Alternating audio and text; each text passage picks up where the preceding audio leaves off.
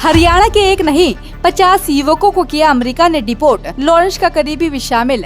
STF ने किया हरियाणा पहुंचते ही गिरफ्तार। लॉरेंस गैंग को लगा तगड़ा झटका।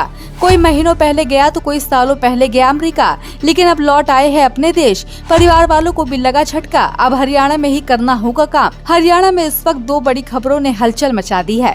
पहली, अमेरिका की ट्रम्प सरकार ने हरियाणा के 50 युवकों को डिपोर्ट कर दिया। दूसरी, लॉरेंस बिश्नोई गैंग के करीबी लखविंदर उर्फ लाखा की गिरफ्तारी, जिसे अमेरिका से भारत लौटते ही एसटीएफ ने धर दबोचा है।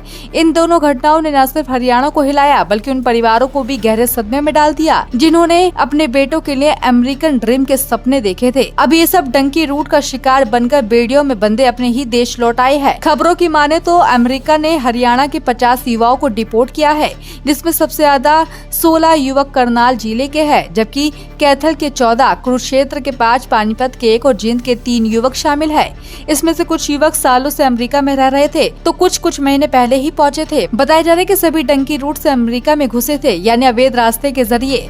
अब वहां पहुंचते ही कई युवक पकड़े गए, जेल में डाले गए और अब अमेरिका ने इन्हें बेड़ियों में बांध के फ्लाइट से भारत भेज दिया है।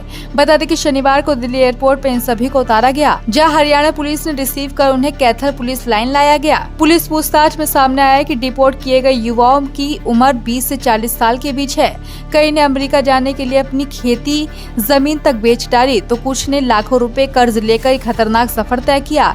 एक युवक ने बताया कि उसने 1.5 एकड़ जमीन बेचकर पानामा के जंगलों से होते हुए कई महीनों में अमेरिका का रास्ता तय किया, लेकिन जैसे ही सीमा पार की, अमेरिका एजेंसियों ने उसे पकड़ के जेल में डाल दिया। इस बीच एक और सनसनीखेज मोड़ तब आया जब डिपोर्ट हुए लोगों में लॉरेंस बिश्नोई गैंग का करीबी लखविंदर उर्फ लाखा भी शामिल पाया गया। FBI ने उसे अमेरिका में गिरफ्तार किया और 25 अक्टूबर को भारत डिपोर्ट कर दिया।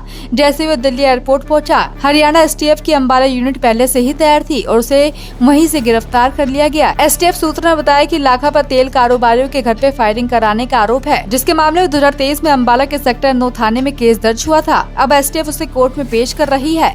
पुलिस का कहना है कि गिरफ्तारी लॉरेंस गैंग के लिए सबसे बड़ा झटका है, क्योंकि लाखा विदेश में गैंगों की गतिविधियां चला रहा था। रिपोर्ट्स की माने तो इस मामलों में पुलिस अधिकारियों का कहना है कि ये तो सिर्फ शुरुआत है।